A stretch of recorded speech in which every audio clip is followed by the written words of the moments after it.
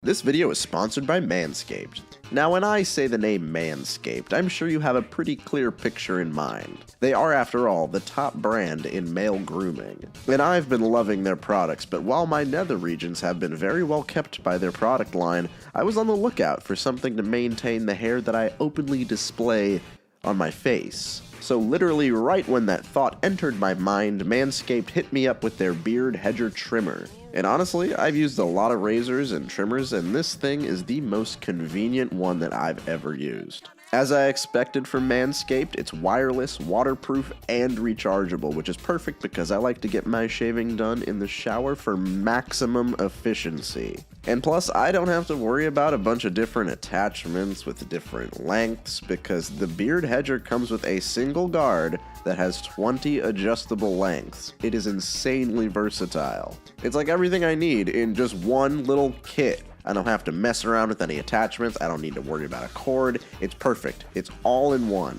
And that's not all. The kit also included beard shampoo and beard conditioner, so your beard can be clean, fresh, and silky smooth, as well as some nice and earthy beard oil and beard balm to touch up your face fur after the shower. So, if you're like me and you haven't had a reliable way to trim your facial hair, you can head over to manscaped.com/cosmonaut to get 20% off plus free shipping when you use code Cosmonaut at checkout.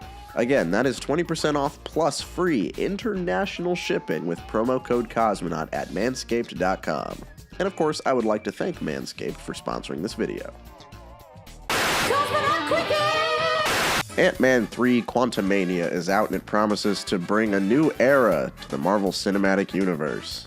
And the early reviews were not kind, but I am at least pleased to say that the movie was not as bad as I expected it to be. It wasn't that good either, but I'll take what I can get. For all intents and purposes, this is just a normal Marvel movie. It wasn't really bad enough to make me mad, and it wasn't good enough to leave an impact. But it stands out a little more because you can tell that Marvel's trying to usher in some big new story arcs with this movie, and if this is how they're gonna do it, I'm pretty disappointed. This movie isn't really particularly made with any more passion or effort than the previous mediocre movies of the last year or two. All of the things that people have been ragging on the MCU for are on full display here. I think the two biggest flaws of this movie for me were the performances and the editing. Firstly, the editing is so bad that it was making me angry in the first third of the movie. And I know it's not something that most people give a shit about, but some of the cuts are so badly timed that it made a lot of the sequences difficult to watch. I don't have footage of these scenes, but it was something that constantly pulled me out of the story. It was very distracting. It's just one of those things where this is a multi-million-dollar franchise, and at the very least, I expect the editing to be better than something I could do.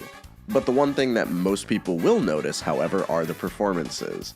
This is a movie where the actors are primarily in CG environments, and it's very clear that outside of Paul Rudd and Jonathan Majors, nobody else is very comfortable in this setting. Normal lines of dialogue are delivered very awkwardly, and the chemistry between the Pym gang is just off. The worst offender is Kathryn Newton, who is the new actress portraying Cassie. She has no chemistry at all with Paul Rudd, which is pretty bad because we see them interact for the entire movie.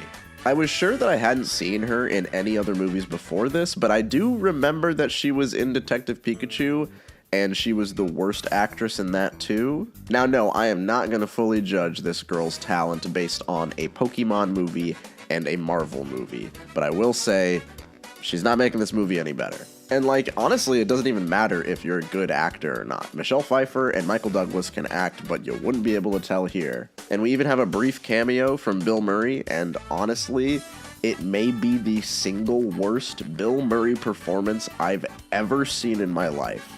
It's a shame too because Paul Rudd is doing just fine, but it feels like all of the supporting cast is just pulling him down. And really the only performance that I had no issue with was, unsurprisingly, Jonathan Majors. I've liked everything I've seen him in, and I really liked him in Loki. I was very excited to see him in this movie, and thankfully everything that has to do with Kang in this movie is very interesting.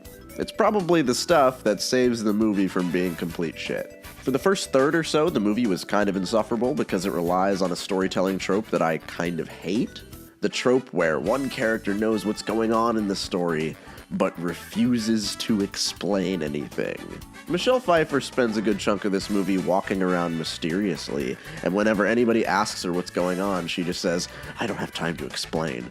And then they just keep walking along in silence, and that shit makes me so mad. And they do the same thing when Ant-Man is off on his own with Cassie, and they're talking to other characters who just can't explain what's going on to these newcomers, even though it would be very beneficial for everybody if they did so.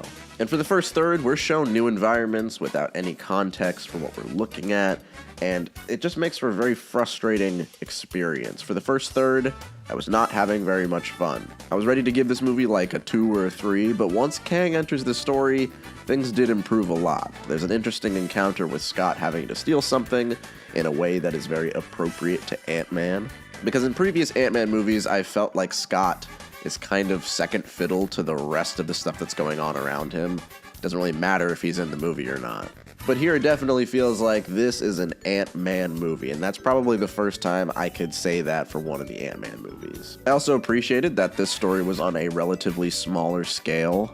Haha. I think fleshing out Kang a bit more in this separate world was a good idea, but I think that they kind of fumbled the bag on explaining to us his motivations. Like, this is supposed to be the next big bad, and we don't really know what he wants. We don't really know what he believes in.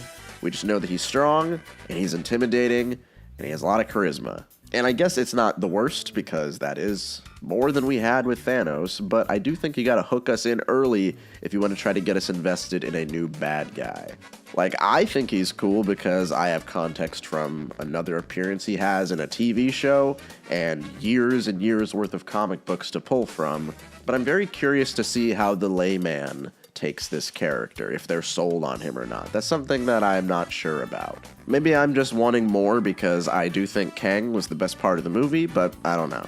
I think that everything this movie sets up is very interesting. I like the ambiguity and open-ended nature of the ending. Overall, the ending and what it sets up was very fun for me, but this is not just something that sets up other movies. This is a movie on its own, and I can't say it exactly worked for me.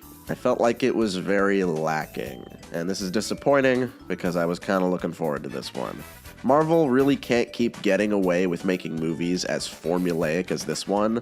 Eventually people are not really going to care how good your endings and post-credits are.